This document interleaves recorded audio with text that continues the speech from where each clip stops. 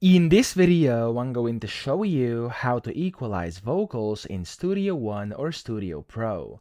Now, the first thing you have to do if you want to EQ is add the EQ plugin or effect. So you want to go and click on your audio, then go to the right, click on FX or effects over here, and then you want to go to the search box up top, so just click on that and type in EQ. Press enter, and there we go. It's going to find under plugins this Pro EQ over here. Now you could use any other as well. I'm just gonna use this one because it's kind of preloaded. So you want to click and drag it on here like that, and there we go. The first step is done. You've successfully applied an EQ plugin or effect, whatever you want to call it, onto your audio over here. Okay.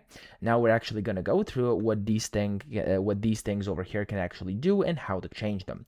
So the first thing is going to be your visual display and the graph. You have the frequency spectrum over here, as you can see, and this horizontal axis is going to show frequencies from low 20 Hz to high 20 kilohertz, okay? So as you can see here, there we go. This is kind of your spectrum of your frequencies.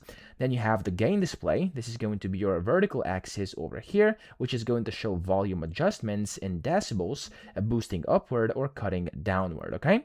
And then you also have these interactive nodes over here, and these colored dots on the graph can actually be dragged directly with a mouse to change the frequency and gain values a bit more visually, okay? So just like this, you can go and change these, and when you do change these, all of these down here are also going to start changing, turning on and stuff like that, as you can see, okay?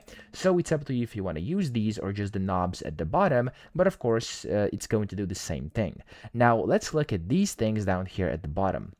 First, we have the cut filters. Now, these cut filters are going to be the outer controls. They are these over here on the sides, as you can see. We have primarily this LC over here, which stands for low cut, and we have this one, which is the HC, which stands for high cut. Now, these are going to be located at the very bottom corners, as you can see, the left one and the right one over here. These are going to remove frequencies entirely below LC over here or above IHC over here, a specific point using the freak knob. So you can go and of course select this freak or frequency knob over here to, as I said, remove frequencies entirely below or above a specific point. So for below, go over here. For above, go over here.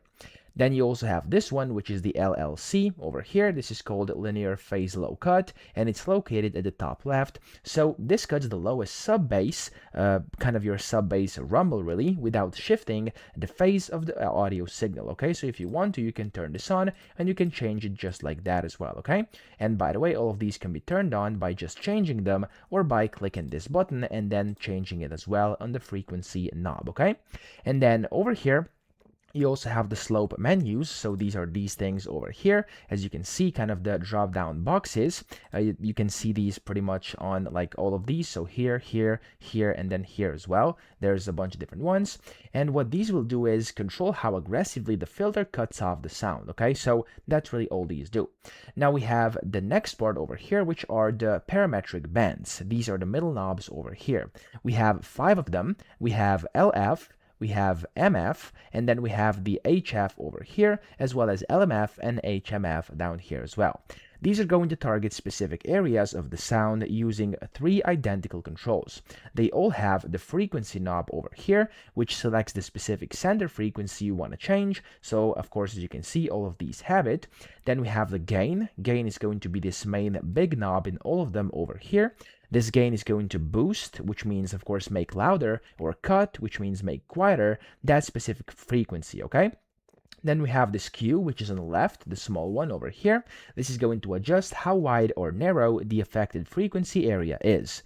High numbers create sharp, precise cuts, whereas low numbers create broad, smooth boosts, okay? Then we also have the shape menu, which of course is going to allow us to kind of change bands like HF or LF between peaking and shelf, kind of boosting or cutting everything past a certain point, etc. But that's just a bit more advanced, okay? So we're going to focus on these right now, which I just explained to you, okay? But these kind of shelves and peaks are these things over here you can find in these 2 drop-down menus.